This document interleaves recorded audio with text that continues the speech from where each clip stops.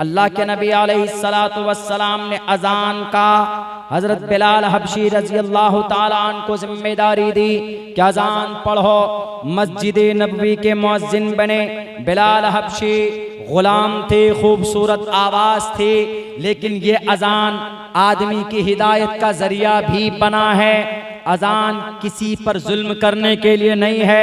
अजान किसी को जिहाद के लिए नहीं बुलाता है। अजान किसी लड़ाई करने के लिए नहीं दी जाती है, बल्कि अजान सिर्फ अजान दी जाती है नमाज के लिए। एक मौके पर हजरत अबू महजूरा रजी अल्लाह ताला अन्हु फरमाते हैं, अबू महजूरा जो कि नौजवान थे, बहुत बड़े बॉडी फिल्टर भी थे और बहुत ज्यादा आप ये कहिए कि आजकल का मॉडर्न नौजवान, हाथ में बड़े मोबाइल, सर में 3-4 तरह के बाल, इधर पीछे छोटे छोटे, इधर आगे इतने बड़े बड़े रख जाते हैं जैसे वो तोता कबूतर वो लगा घोंसला बनाया हो। पहले जमाने में खजूर के पेड़ में, ऐसे आजकल हमारे नौजवानों के बाल सर पे होने लगे। अल्लाह के नबी अलैहिस्सलाम 3 तरह के बाल लगते थे, वफरा, लिम्मा, जुम्मा।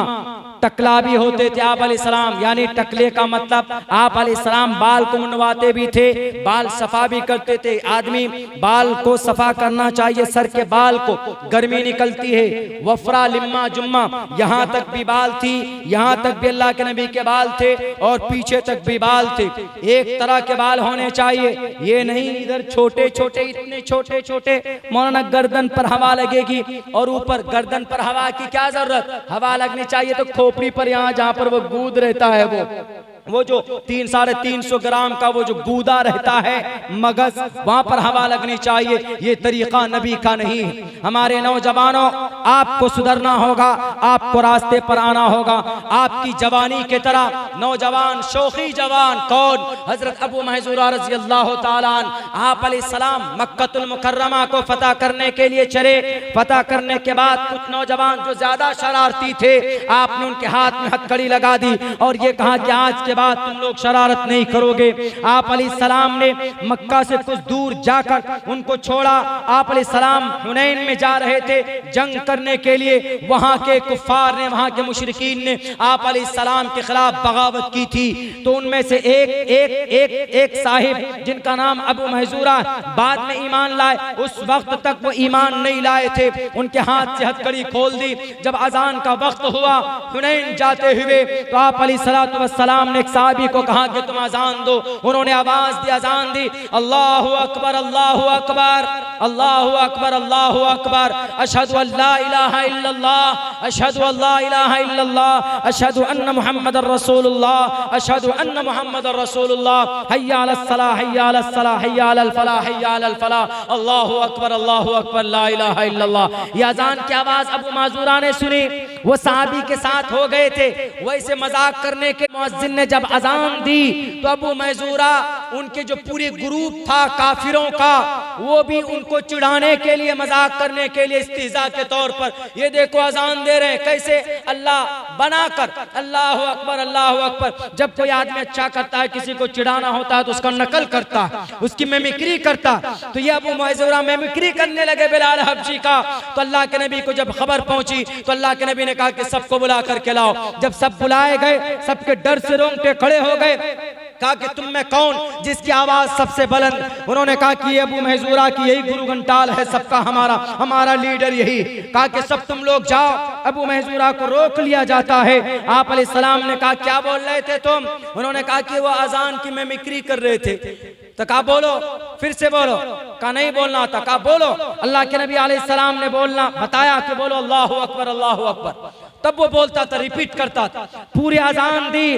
पूरी अजान देने के बाद आप अलैहिस्सलाम ने उसके सर पर, ऐसे माथे पर ऐसे रखकर, अपने हथेली को ऐसे सीने पे लेकर शर्मगाह तक, कमर तक लेकर गए और उनके लिए दुआ दी, बारकल्लाहु फीका, बारकल्लाहु अलैका, अल्लाह तुम्हारे अंदर बरकत दे और तुम्हारे ऊपर रहमत और बरकत हो। ये दुआ दी तो फौरन उनकी दिल की कैफियत बदल गई।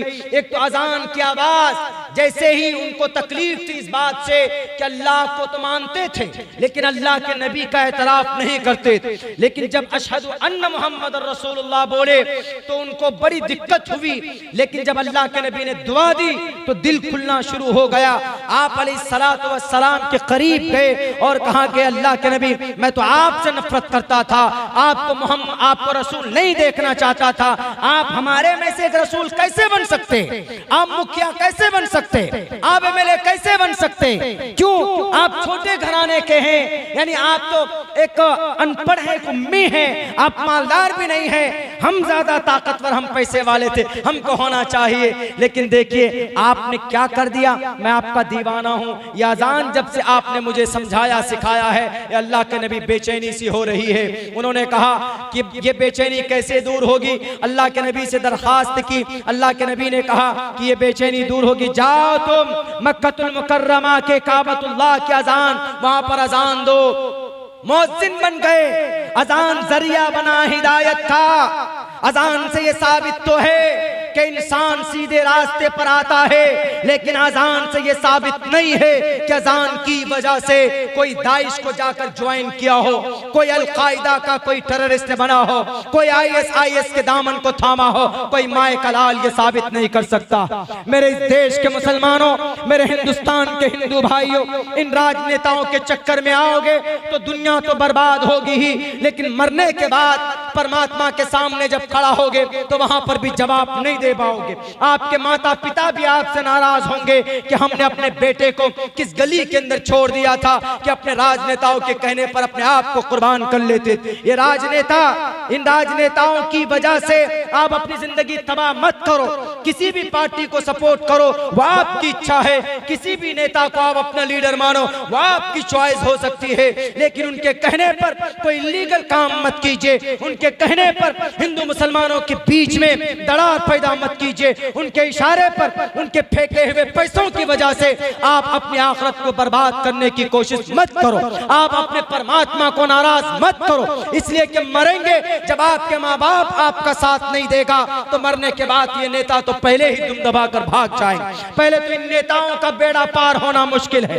इनको जब एक एक चीज का हिसाब देना पड़ेगा कि करोड़ों रुपए तुम्हारे अकाउंट में थे, किस किस के लिए कहां कहां पर खर्च किए थे, इसलिए कि सवाल का जवाब देना पड़ेगा। फीमन फका मिन ऐन इक्तसबा, कहां से कमाए कहां खर्च किया, ये सवाल होगा। आम आदमी तो निकल जाएगा बड़ी आसानी से जवाब देकर, लेकिन फंसेंगे ये बड़े बड़े लोग, ये मंत्री संतरी फंसेंगे जिनका US के अंदर, जिनका स्विस बैंक के अंदर जिनके पैसे भरे हुए, जो मुखिया मेंबर बने हुए। सही इस्तेमाल किया होगा पैसों का तो बहुत अच्छा, लेकिन गलत किया होगा तो इनका बेड़ा पार नहीं हो सकता।